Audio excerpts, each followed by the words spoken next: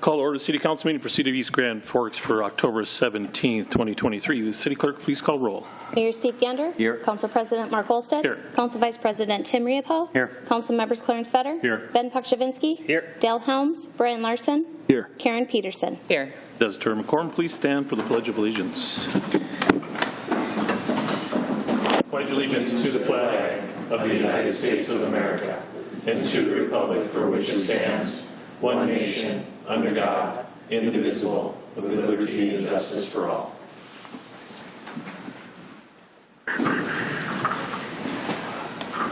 Chief Edlin, we're going to have swearing in of Officer Hesse.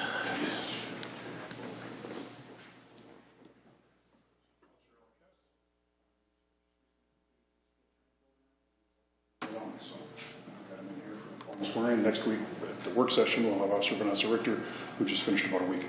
So we'll have those two.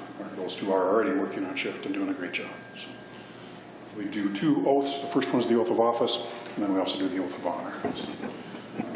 So Alec has some family that were nice enough and able to join us tonight as well. So raise your right hand and repeat after me.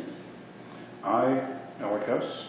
I, Alec Hesse, Do solemnly swear do solemnly swear that I will support the Constitution that I will support the Constitution of the United States of the United States and the Constitution and the Constitution of the State of Minnesota, of the State of Minnesota, and that I will faithfully discharge and that I will faithfully discharge the duties of the office of the duties of the office of Police Officer for Police Officer for the City of East Grand Forks, the City of East Grand Forks, County of Polk, County of Polk, State of Minnesota, State of Minnesota, according to the best of my ability, so help me God. according to the best of my ability, so help me God.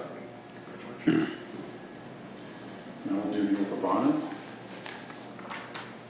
Kind of the same concept, but a little bit differently and more in focusing on how we're supposed to be doing the job. So raise your hand and repeat after me. On my honor, On my honor, I will never betray my badge, I will never betray my badge, my integrity, my integrity, my character, my character, or the public trust. or the public trust. I will always have the courage I will always have the courage to hold myself to hold myself and others accountable for our actions. and hold myself and others accountable for my actions. I will always uphold the Constitution, I will always uphold the Constitution, my community, my community, and the agency I serve. and the agency I serve. Congratulations. That's it.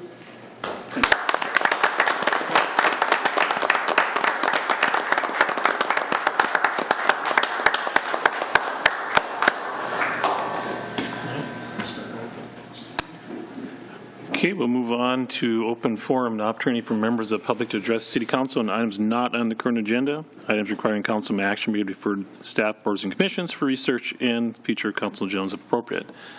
Is anybody here to address the council? I see none.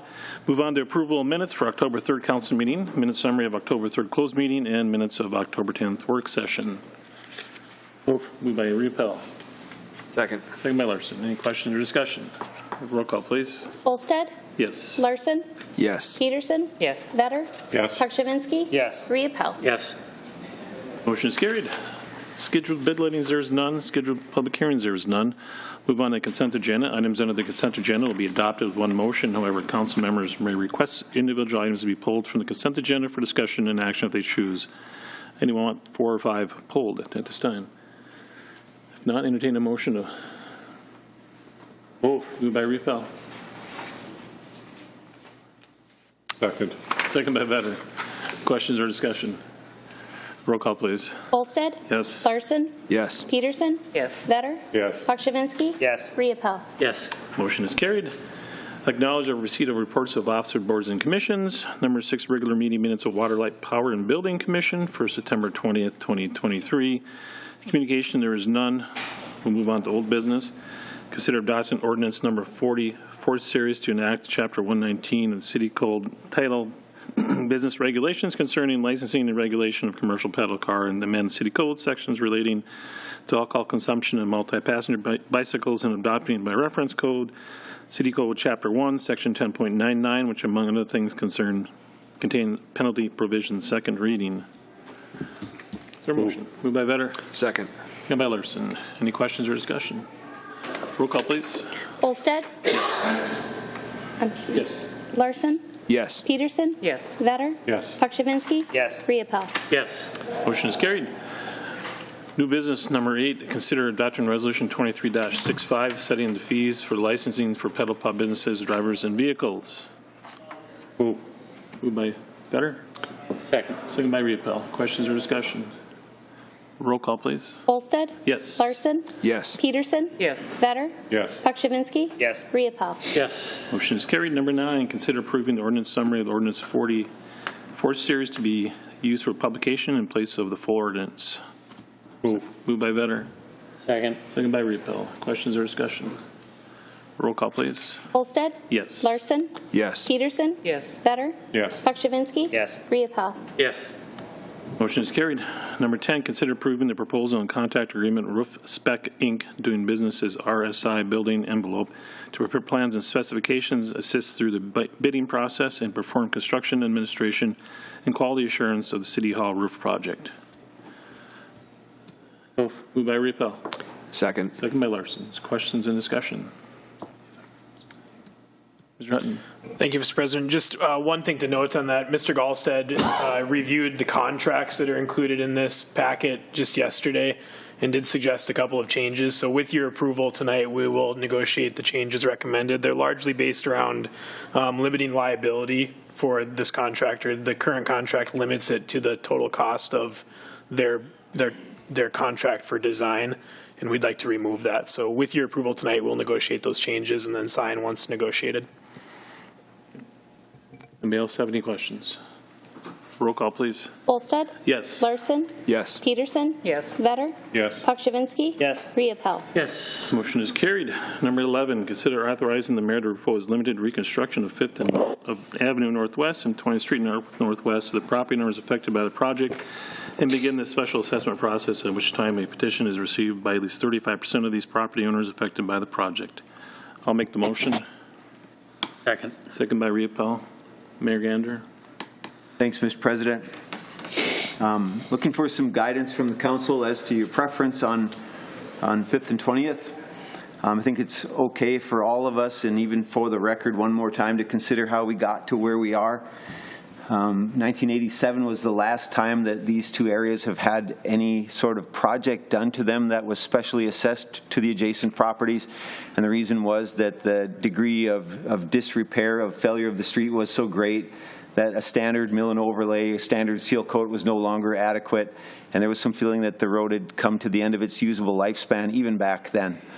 Now, since that time, at city expense, we've done a lot of major patching of that street. It's broken up. It's had frost boils a foot high and trees growing in the middle of the street, not to mention all the potholes that open up on the west end of the street every single year.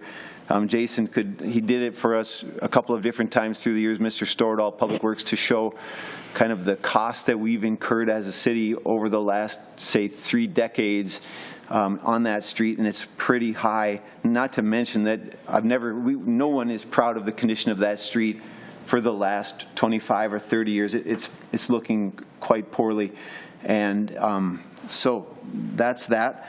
So we've had no assessment since 1987, many small patches. Now, we have come forward with a strong recommendation, all of us, to say the proper remedy for that street is a full, complete reconstruction. Concrete street, full ADA compliance on the sidewalks, sidewalks and the driveway repairs to make the sidewalks work. You know, for ADA, as your driveway comes down, it has to go to a certain relatively flat slope where the sidewalk crosses the driveway and then it comes back down again. And all that happens at significant expense, you know, to each property to bring it into compliance for sidewalk like that. And so Water and Light had agreed, you know, a couple of years ago to do that part of it along with the water main replacement and the normal stuff that they do with water main replacements. And it did bring down the cost a good bit, but it was still around $1.5 million to the residents. And as it carried out to them, $30,000 and on up individual for their special assessments, 20 of them came forward and said, we will appeal. If you try to come forward like this, we will bring it to an appeal, and that effectively stopped the whole project from going forward. You know, whatever the cost of each one of those appeal would have been if the city would have lost, it would have been very expensive for the city, and it was untenable for us to proceed with that project. And really, when you have the will of the people that strong against it, it also made sense not to go forward with it. And so then the next step was to look for around $1 million to try to buy down the overall cost of the project. We brought in Senator Mark Johnson, Representative Deb Keel. Misty Cope reached out to the governor's office, thought maybe she had an audience with the governor. We were going to make a special trip down there. And they said, oh, you know, it probably should come legislatively. So that's when we went back to our legislative group and looked for any, you know, coming out of COVID with infrastructure dollars that could be available. And we couldn't find anything.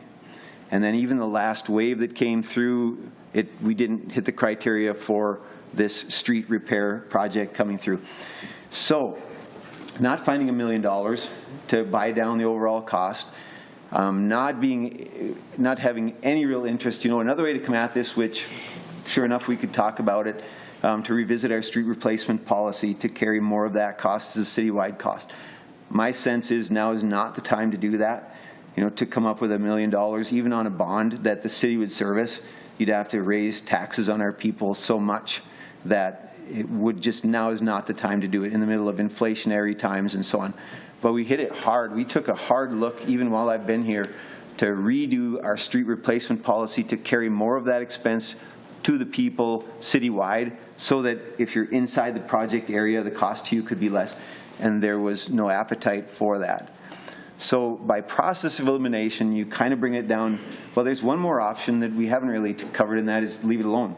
You know, just let it keep going into disrepair. More and more potholes, more and more of our local dollars citywide going in trying to repair it. But clearly that is not a good option either.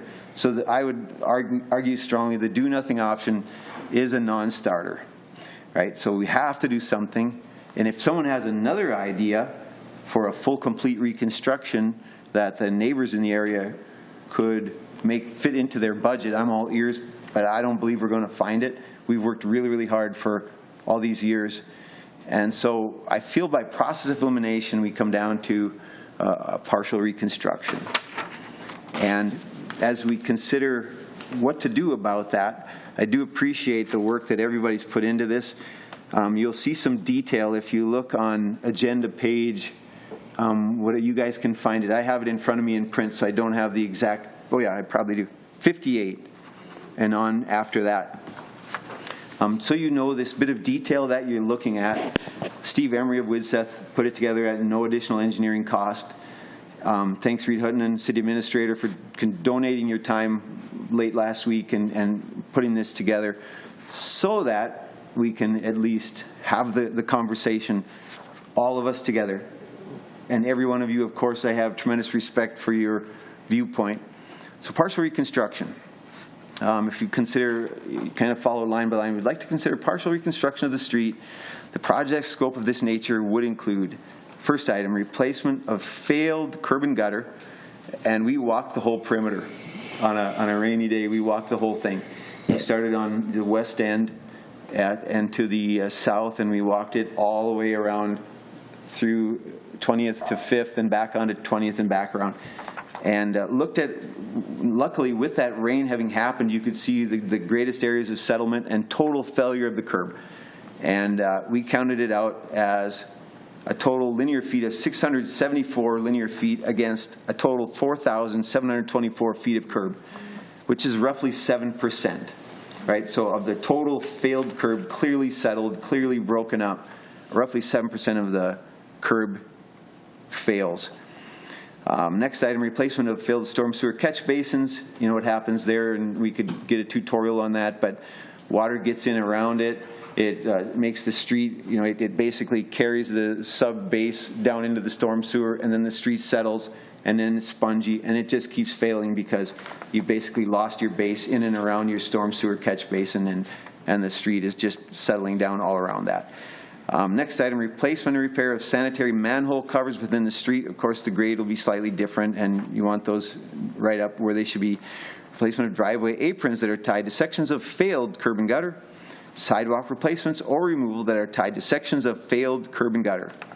street repair sections, which would fall into one of 3 possible categories. And I saw, Steve, on your breakout, you did have some patching with concrete below, and that's a possibility. So, but generally 3 sections. Asphalt could be overlaid, it could get a standard mill and overlay, or it could get a deeper mill and overlay, maybe a full thickness mill of the asphalt, bring it back up to grade, and then top it with your covering of asphalt. So if you then go to the dollar sheet, those items in green, and all these are for conversation, the items in green could come over to city cost, or they could be all assessed back to the residents, or some combination thereof.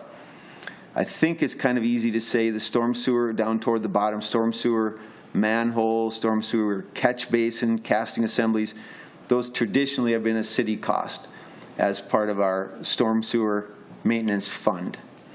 The one question I have is on a project like this where it's going to be fully assessed to the people, and this would be for all of our consideration, I honestly want you to weigh and use your good judgment.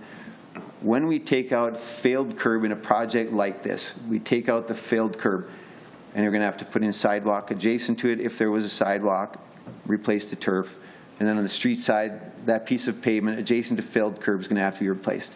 So to the extent that you have a failed curb section, it's obviously settled, broken down, probably rolled back, and no longer able to carry water. You know, think of your storm sewer system. You know, system-wide, you have to carry water all the way across it to your basic catch basins throughout the whole segment of your street. And so the question of should, I think that in fairness, the sidewalk and that side of it would fall back on this project, to the city, to the individual families assessed. I think the driveway aprons coming into those failed curb sections fall into the project. But I wonder if we could consider doing the curb section and a 2-foot strip of pavement as a citywide cost through our storm sewer fund. And the logic behind that is if on a normal city street, concrete street, we've got a failed curb section that's pooling water, that curb section could be replaced citywide cost. The panel maybe of concrete adjacent to that could be replaced citywide cost. And the argument against doing it this way, the argument against doing a curb section inside of this project, but paid for by the city, is traditionally when we've done mill and overlay, curb sections that are failed have been assessed to the adjacent property owners. So having the city sewage fund pay the failed curb section would be a change in our policy. Traditionally on a mill and overlay, it has fallen inside of the project cost to the adjacent residents. So I would like to have us consider that. So I think we have a couple of basic considerations, maybe 3. 1, and again, none of this will cost the city a dime, right? If we want to have this available to our residents, do we want to make them aware of this as an option, yes or no? Number 2 question is, inside of this, if we're going to consider a limited reconstruction, these few items that we've identified, you know, basically 7% of curb that's failed, are we willing to pick that up from our sewage fund, or would it be assessed on the project? And then finally, the last unanswered question I think that we'd all have is, if they brought it forward, if our residents brought forward a request for a limited reconstruction, would we as a council consider it as the project for that area? Would we allow a limited reconstruction to go forward on 20th and 5th if they brought the request with the 35%? Everyone filled out the, brought the paper around, I filled out a petition. Couldn't say the word. And then, you know, no significant amount of objection, nobody coming forward and saying, yeah, I want to appeal that. Because here's the thing about it. Either way we do this, if the city picks up all the curb replacement or not, it's a pretty intentional, pretty deliberate scope of work. I mean, it's pretty well thought out. It's not as sturdy as a concrete street replacement. It's a 10 to 15 year solution, and something else will have to be done at about that time. And yet, it's going to be a nice street. It'll be a solid street. It's, again, long-term stability isn't the same as concrete. Long-term cost savings, not on par with concrete, right? long-term expense, arguably, concrete would have the preferred cost-benefit ratio, and yet upfront cost on concrete is so much greater.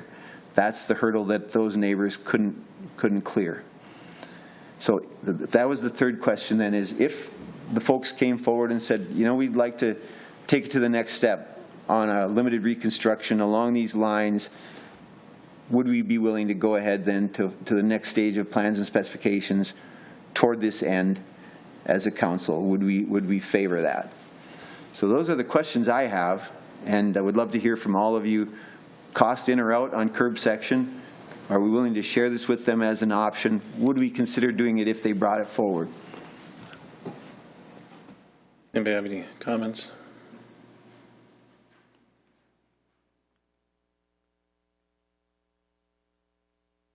Larson.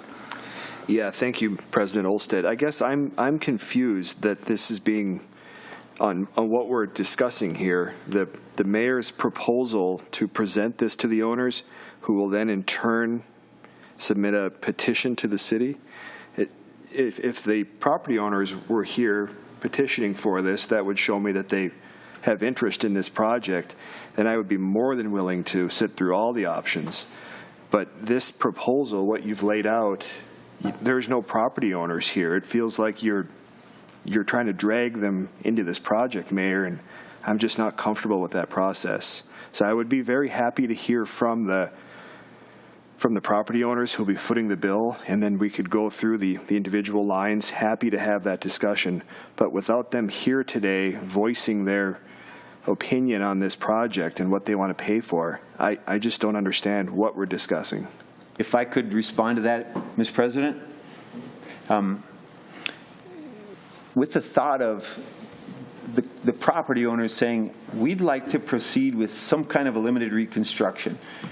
It was such a confusing, really ambiguous, what does that even look like? What would that entail? So for them to even know, do we want to consider it or not, I felt, and maybe incorrectly, but I felt that they should have some idea what they would even be requesting. What's the scope of work? What would be the cost? Are you saving 10%, 20%? In fact, the savings would be a little over 50%. Right? So we didn't know any of that stuff till we actually put the pencil to it. We actually put together, of course, quantities, the whole linear feet of curb, the square feet of pavement surface, tried to gauge how much could get along with just an overlay, mill and overlay, full thickness mill and overlay, to come down with something of when the residents would even come and say, we want to take some next step on a limited reconstruction, what are we even asking for? I mean, I tried to have enough empathy for them to say, we should give them at least some sense of what are we asking for with a limited reconstruction. And this would be just to that, and the next step would be, I would love to have that conversation. What does that look like to your preference? What's your degree of acceptance or really wanting this versus I'm good. So really there's no attempt to strong arm you or the residents, but it's only to put a little meat on the bones for them to know if we were to bring it forward, what would that even look like? Yeah, thank you, Mayor. My response would be is that what we see here on page 59 of the attachment here is that level of detail that you just described. It's here in this public meeting, yet we have nobody here from the neighborhood to provide their input into this. And so that's where I am stuck. If they were here to discuss it, would be very happy to go into every single line on here. With nobody here from the neighborhood, I'm not sensing support, and I am concerned about spending additional engineering costs on this project. We've all paid once to design this project the way that we wanted it to go. That didn't happen, unfortunately. And so at this time, I just don't support it, or even would support a tabling in lieu of waiting to have some neighborhood support here to voice it in the public forum. So, thank you. Mr. Riefeld, you have something? I've had conversations with a couple of them. It's an absolute no. They would prefer to see the total reconstruction, but somewhere back down the line, we haven't given them the no that they're not going to get that miracle $1 million, $2 million out of the state, out of the federal government. And I've told them that there's no big savior coming to them, that their price is only going to keep going up. They were warned that the last deal we offered them was a pretty sweet deal, and that if they didn't do it then, they're back down on the bottom again. They're going to have to come to us and tell us they want to have this project done. They're not telling me they want to have the project done. That road's going to go to heck, and even worse, their property values are going down. I think Mr. Vetter said we could probably do the project and we would pass all the state items on this. So I'm at the point that no, until they come and say they want to have it done, they don't want it. They're going to have to do this in 10 years again. Yep. So it's going to cost them all over again, plus some. Mm-hmm. So here's the question now, if, to your point, Mr. Larson, if we, now this has been shared in a public meeting, it's part of the public record, if they came back around and said, we'd like to come to a work session and really flesh this out, we'd like to really see if this has any possibility or not, how would you feel about that? Thank you. Yes, absolutely. I think that's all of our jobs up here, to listen to the residents. If they're going to come back and provide their support, Mr. Riopel doesn't think that that's likely, but I would look forward to that conversation if and when it would happen. And I would agree with Mr. Riopel also that this becomes more palatable if that door really is closed, right? If the thought of $1 million.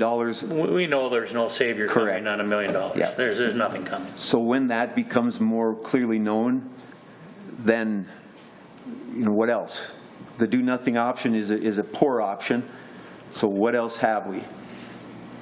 So I'm so very content with the fact that this got put together the way that it did. Thanks for walking the street and trying to at least come to this little bit of detail where they could take a look at it and go, yeah, we want to come to a work session or we don't.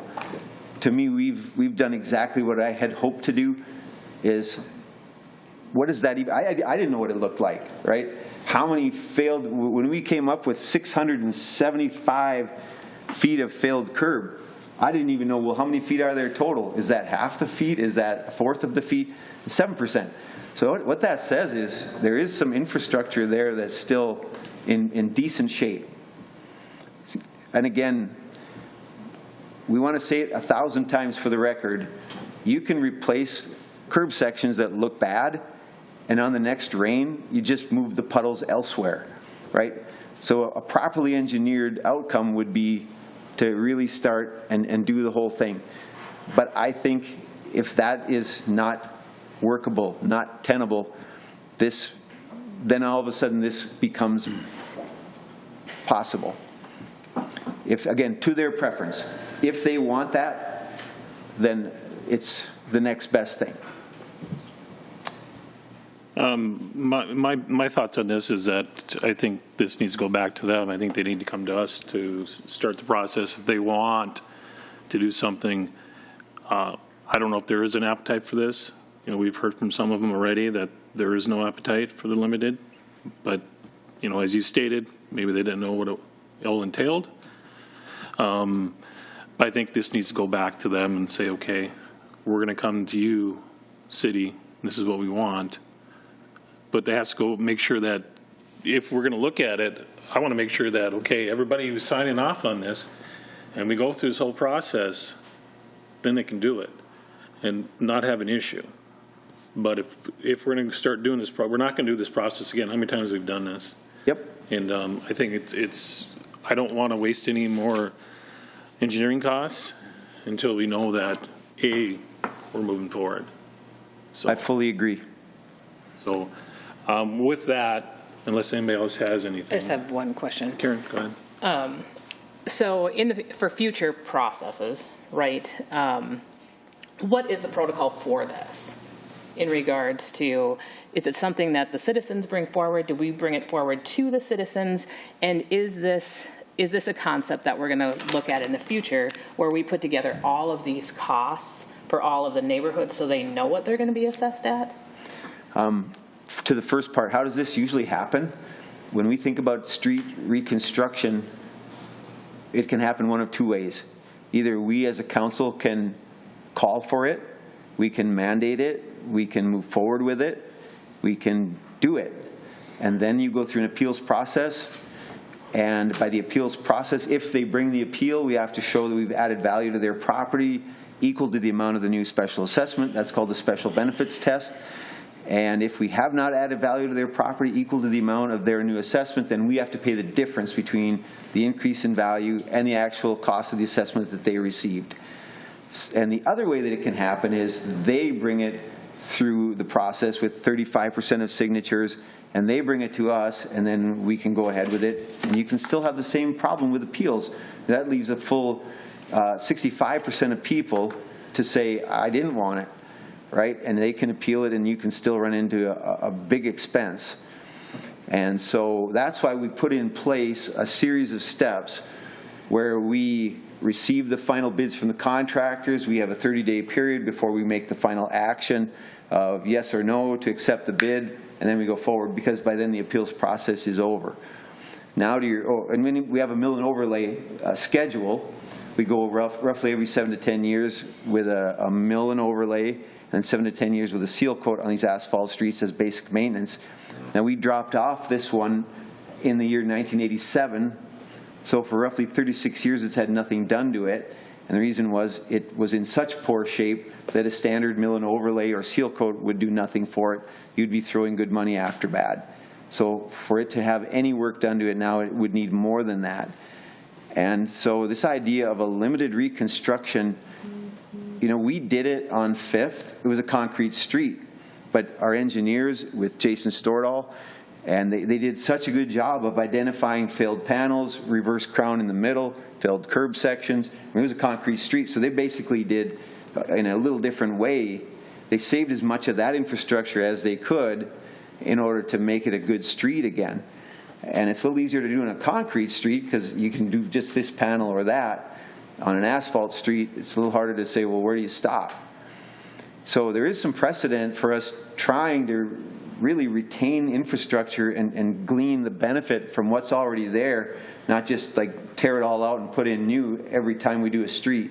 You know, whether it's seal coat, mill and overlay, or this partial recon we did at 5th, there is some precedent for that. And I'm afraid with costs as they are, this has to be an option, really, all the time. It has to be an option.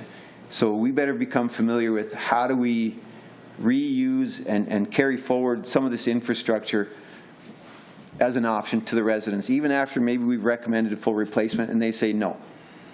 I think this is going to be in the mix going forward, and it kind of already has been. Anything else, ma'am? No, I'm okay. Mr. Baczynski?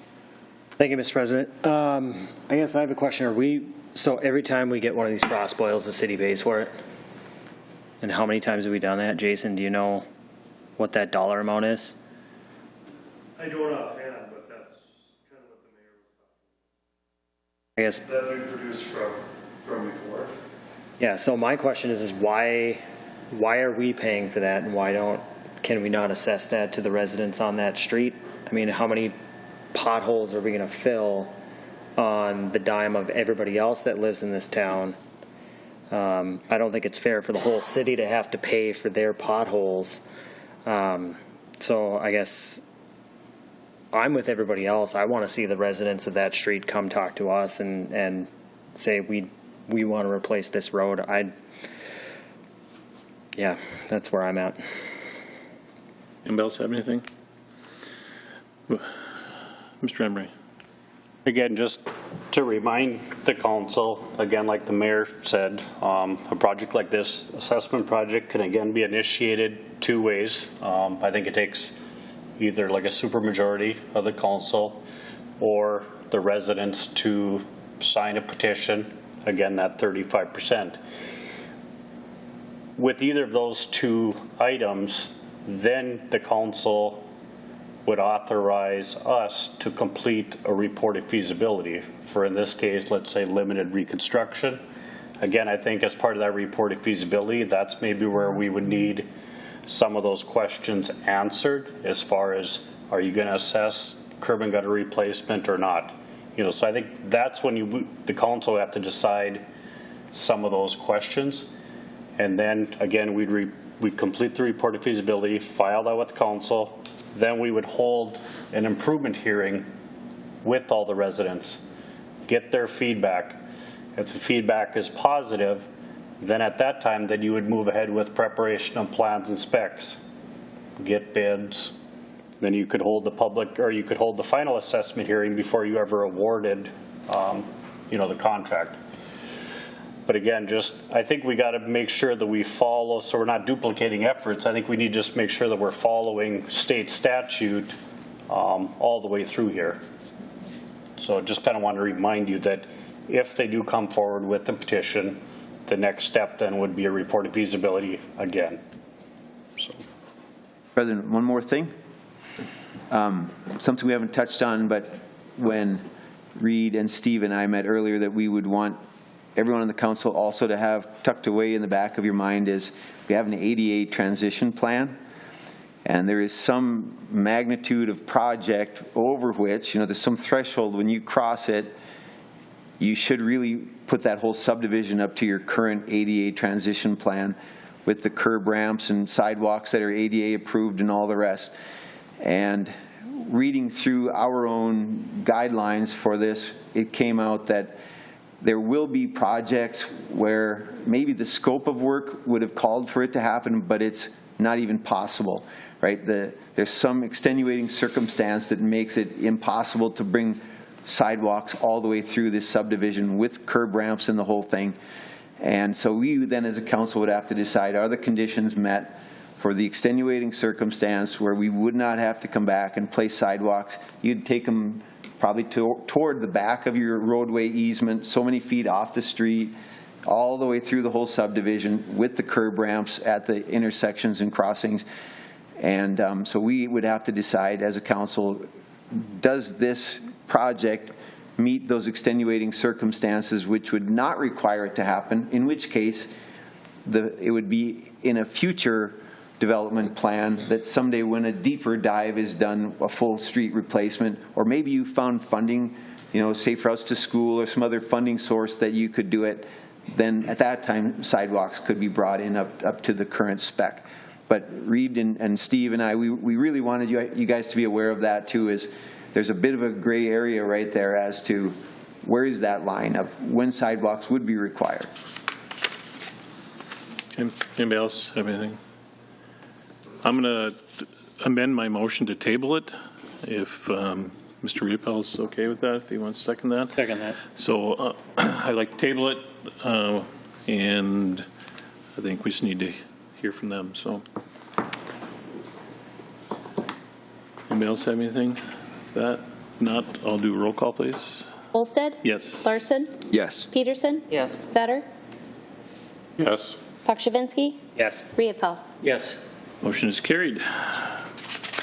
Move on to number 12. Consider adopting resolution 23-10-66, formally requesting for a total of $7.016 million to be included in the 2024 bonding bill, with $4.637 million of that being appropriated for the Civic Center Sports Complex site and $2.379 million of that being appropriated to VFW Memorial Arena project site. Is there a motion?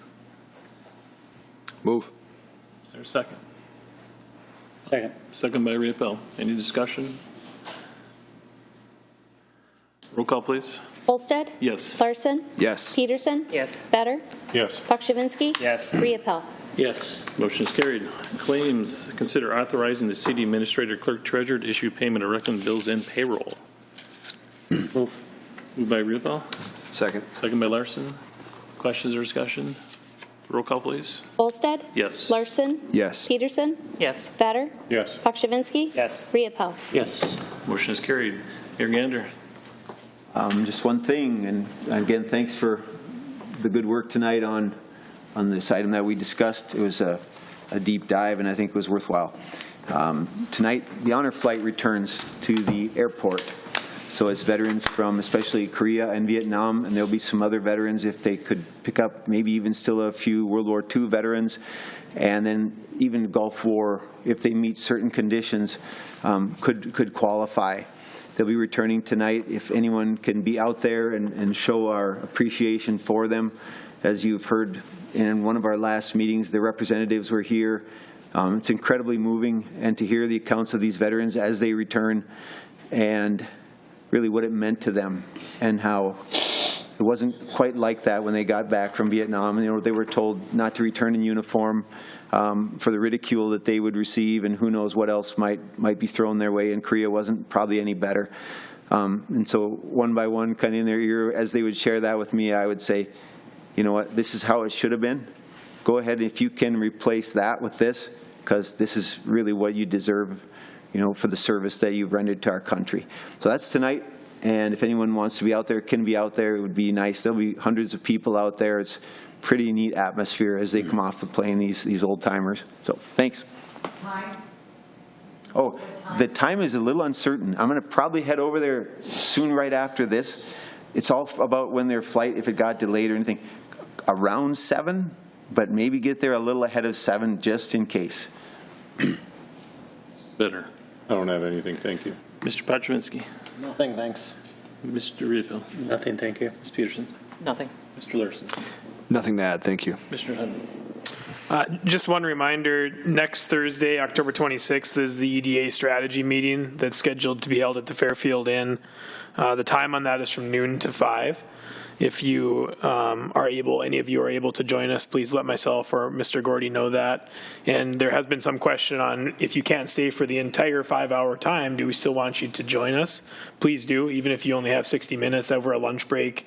Any time that anyone from the community is able to join, whether you're in the business community or elected official, we'd love to have you for any bit of time you're able. Also, this Thursday is the State of the College address in Northland. I think, 11:30 to 1. And also Thursday at 4 is the food bank open house. So if anybody can attend that, it'd be great. Mr. Emery. Just an update for you on the federal project. Last week, we got 5th Avenue Northeast between 17th and 20th back open. They did complete all the concrete work on Demers Central Avenue last week. They got all the landscaping completed this week. If weather allows, if it doesn't rain, they should complete all the striping tomorrow, and then we would be looking at opening the entire roadway, Demers Avenue, either tomorrow or Thursday. So if we do get rain tomorrow, hoping then get the striping completed Thursday, and then we can get it open either Thursday, Friday. But I think either way, the road should be open by the end of the week here. So just want to thank all the local businesses and everyone for their patience as we work through this project. It's been great to have the support. So, thank you, sir. Anything from the department heads? Mr. Stordahl.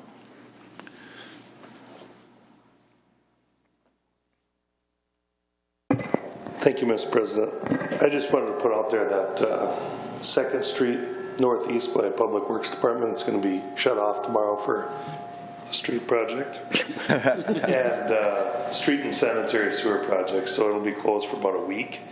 So anybody wanting to get a Public Works or the water treatment plant or strata will have to come in the east entrance off on Business Highway 2. So we'll have a detour set up there for that, but that's it. Thank you, sir. Anything else from department heads? Entertain a motion to adjourn. Move. Moved by Vetter. Second. Second by Larson. All in favor say aye. Aye. Opposed, same sign. Motion is carried. Means adjourned.